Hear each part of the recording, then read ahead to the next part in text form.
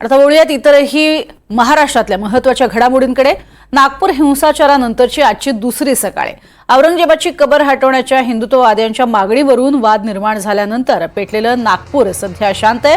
Police CCTV आणि social मीडियावरती लक्ष ठेवून आहेत, त्यामुळे आणखी आरोपींना अटक होण्याची शक्यता आहे। एफआयआर आणि महसूल विभागाच्या पंचनाम्याचे डिटेल्सही आज समोर येतील।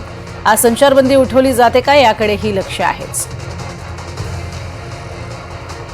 तर काल काही परिसरांमध्ये ही संचारबंदी कायम ठेवण्यात आलेली होती। अधिक माहिती घेऊयात आमचे प्रतिनिधी प्रवीण मुधोळकर यांच्याकडून। प्रवीण, काय सध्याचे नागपूरमधून अपडेट्स? 11 पोलीस स्टेशनच्या परिसरामध्ये संचारबंदी जी आहे ती ठेवण्यात आलेली आहे। आज याचा विचार केला जाईल।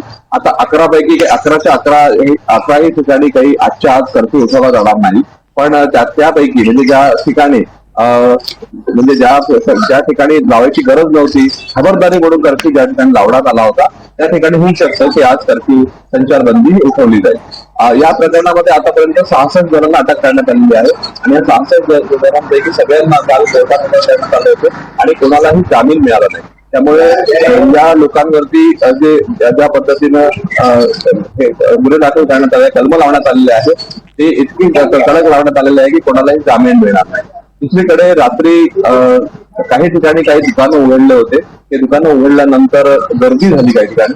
पोलीस आले आणि पोलिसांनी मग त्यांना समजावलं आणि काही दुकानं बंद करण्यात आली। काही दुकानं आवश्यक दुकानावरती दुकानं सुरू करण्यात आली, कारण की काल दिवसभर दुकानं बंद असल्यामुळे काही परिसरामध्ये त्यांना दिवसभर काही मिळालं नाही। रमजान सुद्धा होता, त्यामुळे रमजान महिना असल्यामुळे रात्री काही ठिकाणी पोलिसांच्या मदतीनं काही दुकानं चालू ठेवली आणि काही ठिकाणी रात्रीपर्यंत काही दुकानं बंद करण्यात आली। त्यामुळे आता परिस्थिती नियंत्रणामध्ये आहे आणि तणाव जो आहे तो काही भागामध्ये आहे, पण तणाव जरी असला तरी शांतता जी आहे ती प्रस्थापित झालेली आहे पूर्णपणे। आणि दुसरीकडे काल पोलीस आयुक्त रविंदर सिंगल यांच्या नेतृत्वामध्ये रूट मार्च जो आहे तो काढण्यात आला आणि या रूट मार्चच्या माध्यमातून हजारावर पोलीस जे आहेत ते यात सहभागी झाले होते आणि ते ज्या ठिकाणी हिंसा झाली होती त्या संपूर्ण परिसरामध्ये त्यांनी हा रूट मार्च काढला आणि नागरिकांना विश्वास दिला की कायद्याचं राज्य आहे आणि जो कोण कायदा हातात घेईल त्याला त्याची शिक्षा मिळेल। त्यामुळे पोलिसांनी गल्ली गल्ली मध्ये जाऊन ज्या ठिकाणी हिंसाचार झाला त्या ठिकाणी हा रूट मार्च जो आहे हा काढला होता। नक्कीच। मात्र या संपूर्ण प्रकरणात एकीकडे आपण बघतोय नागपुरात कधीच असा प्रकार घडला नव्हता, तो प्रकार घडला आणि त्यामुळे अर्थातच पोलिसांवरती सुद्धा प्रश्नचिन्ह वारंवार उपस्थित केलं जात होतं। यानंतर आता कोणत्या स्वरूपाची खबरदारी येत्या काळामध्ये घेतली जाते, खास करून पोलिसांकरवी? नागपूरचे पोलीस आयुक्त जे आहेत रविंदर सिंगल त्यांना क्राऊड मॅनेजमेंट आणि गर्दी कशी मॅनेजमेंट करायची याचा प्रदीर्घ अनुभव आहे। त्यामुळे रविंद्र सिंगल यांनी त्यांच्या पद्धतीनं हे प्रकरण जे आहे ते हँडल करण्याचा प्रयत्न केला।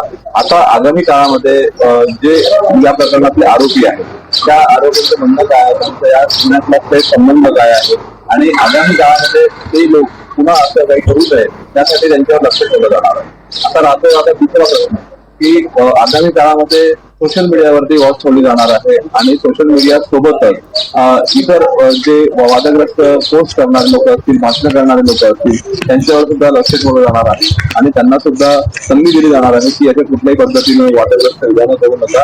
आणि दोन्ही पक्षाचे म्हणजे विश्व हिंदू परिषद असेल त्यांना सुद्धा सांगण्यात आलं आहे की आता कुठल्याही पद्धतीनं तणावपूर्ण स्थिती असेल अशा ठिकाणी आंदोलन करू नका, विधानं करू नका।